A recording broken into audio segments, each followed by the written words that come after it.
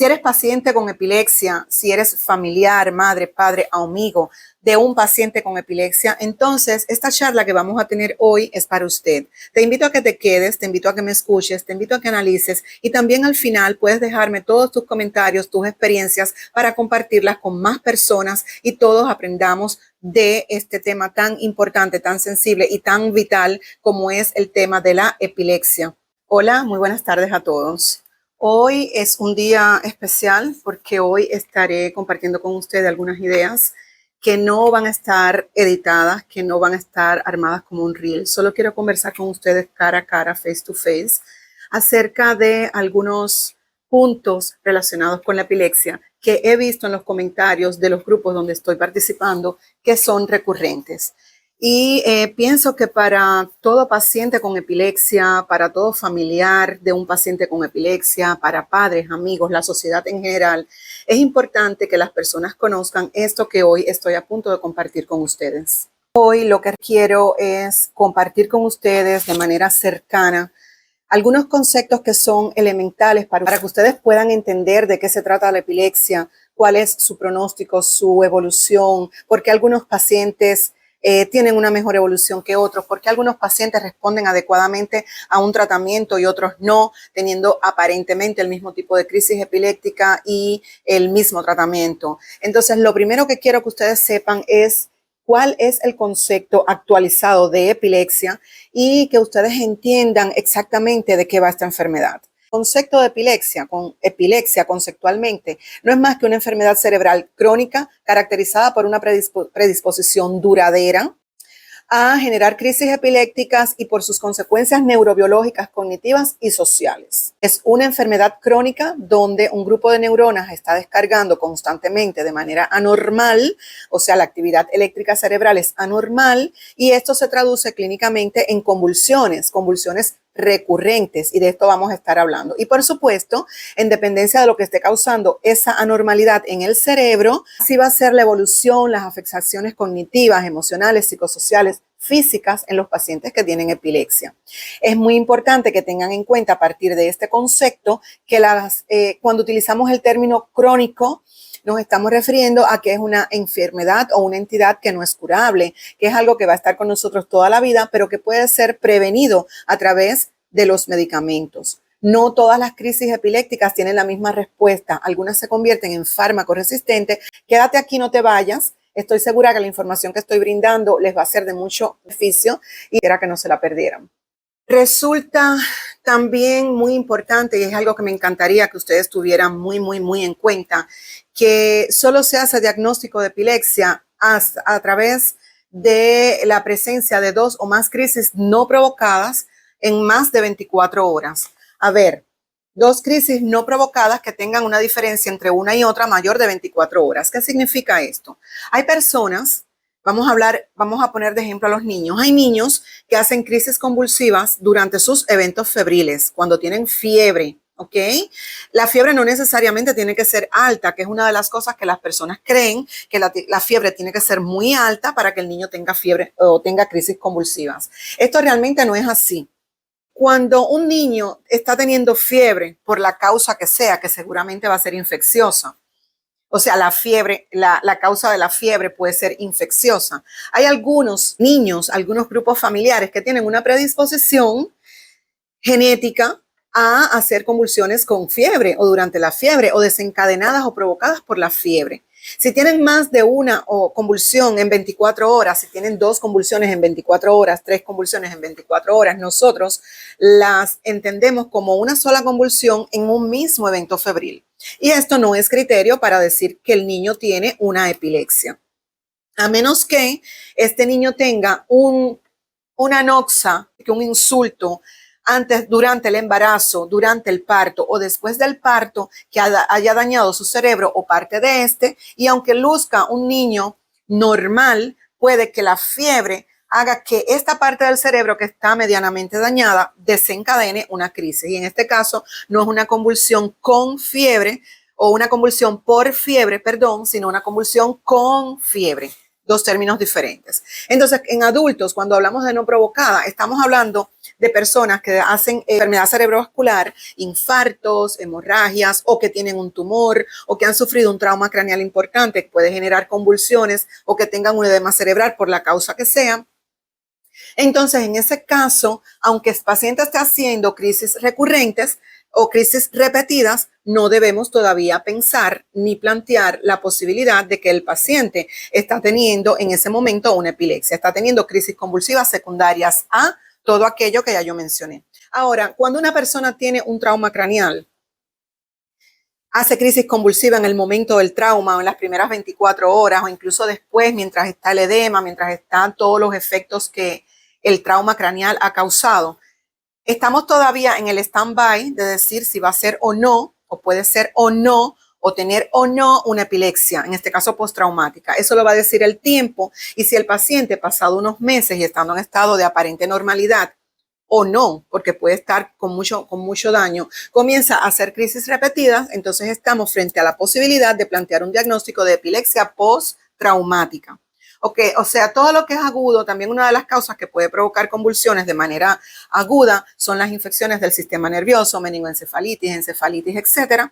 Y cuando el paciente está en ese estado agudo y está haciendo convulsiones, nunca hacemos el planteamiento diagnóstico de una epilepsia. Hacemos el planteamiento diagnóstico de convulsiones secundaria a inflamación, infección, trauma, tumor, enfermedad cerebrovascular en el momento. También las enfermedades cerebrovasculares a futuro pueden causar epilepsia por enfermedad cerebrovascular, ¿ok?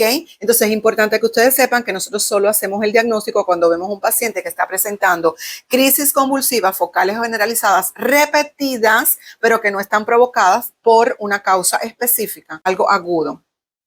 La explicación anterior se basa fundamentalmente en aquella clasificación operacional o definición operacional que utilizamos los neurólogos, que está basada en la predisposición del paciente a tener crisis recurrentes y, por supuesto, a convertirse en un epiléptico. Según la Liga Internacional de la Epilepsia, las crisis epilépticas pueden clasificarse según su inicio o el inicio de la actividad epiléptica en focales versus generalizada.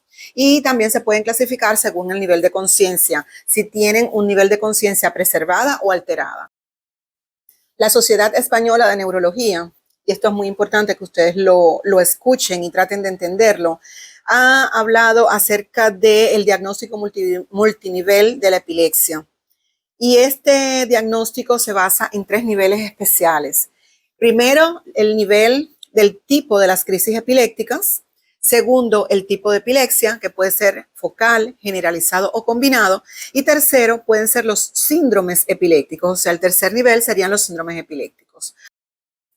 Etiológicamente, es decir, según la causa, se han reconocido 6 causas principales de epilepsia. Y estas causas principales van a ser la causa estructural, la causa genética, la causa inmunológica, la causa infecciosa, la causa metabólica y las causas desconocidas. Y en dependencia del tipo de causa, así es la evolución y el pronóstico que va a tener nuestro paciente. Y es por esto, mis amores, que no todos los pacientes son iguales. Yo insisto, no todos los pacientes que tienen epilepsia, aunque sean parecidas clínicamente, tienen las mismas características, la misma manera de responder a los diferentes tratamientos, la misma manera de evolucionar. Algunos pacientes tienen una evolución muy benigna, solo el aspecto social y la implicación psicológica que tiene la enfermedad es la que va a acompañar a lo largo de la vida al paciente y a sus familiares, y el miedo sobre todo a tener una convulsión, sobre todo en público, o a lo que esta convulsión pueda causar o no. Entonces es muy importante que con todo lo que yo he dicho hasta ahora ustedes comiencen a analizar y a entender